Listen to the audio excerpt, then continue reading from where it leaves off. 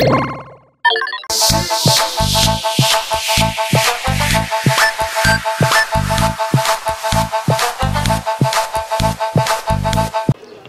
لو وقع في ايدك امتحان الفاينل قبل الامتحان بيوم واحد هتعمل بيه ايه؟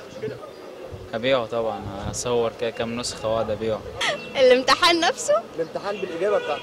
يا سلام، هاخده وهغش منه على طول. هوزعه. طب انت كده بتفكر، يعني انت كده بتفكر في اصحابك، ما بتفكرش في نفسك، هتعمل انت بيه ايه انت نفسك؟ انا عامل بيه اكيد هذاكره طبعا واحفظه وبتاع عشان اخش احل في الامتحان. طب امتحان الفاينل وقع في ايدك قبل الامتحان بيوم باجابته هتعمل بيه ايه؟ اقسم بالله. اقسم بالله. بالامانه. بالامانه. والله ما هذاكره. طب ليه بقى؟ علوية. بصراحه انا بحب الناس الصريحه. لا انا صريح. وانت؟ برضه نفس الإجابة. نفس العلوية. جاي مع العفش. بتاعنا القائد بتاعنا. انتوا الاثنين جايين مع العفش. يعني انت فاهم يعني ايه؟ يعني كده يعني رابطه، هي رابطه. انتوا اللي بتتجمعوا عامله كده زي الرابطه الايونيه، ما ينفعش. نتبربر بالبروده. ايوه. اكيد طبعا برشمه واخده معايا الامتحان اكتبه وخلاص. تخرب الدنيا. اكيد. وفي دي امتحان الفاينل بالاجابه.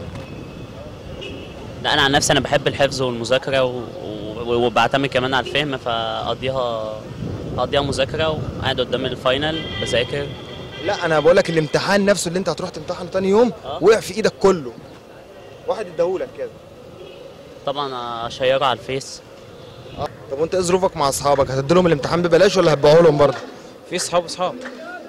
لا ده انت كده راجل 100 100، يعني انت هتبيعه لاصحاب واصحاب لا يعني هتديلهم كده بالحب.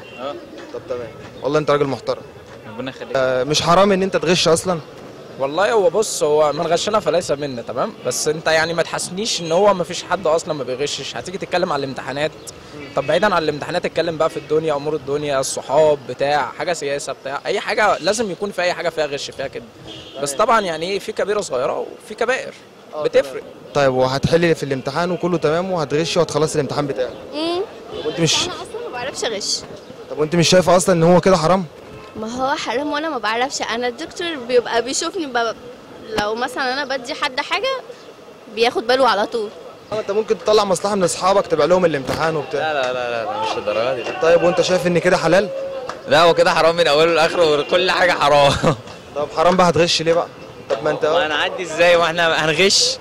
بننجح، ما بنغشش بنسقط، يعني هنعمل ايه طيب؟ طب هو انت اصلا مش حرام ان انت اصلا تغش او تبيع امتحان؟ لا هو حرام، بس ايه اللي في حياتي بعمله حلالة بس عشان ده يبقى يعني.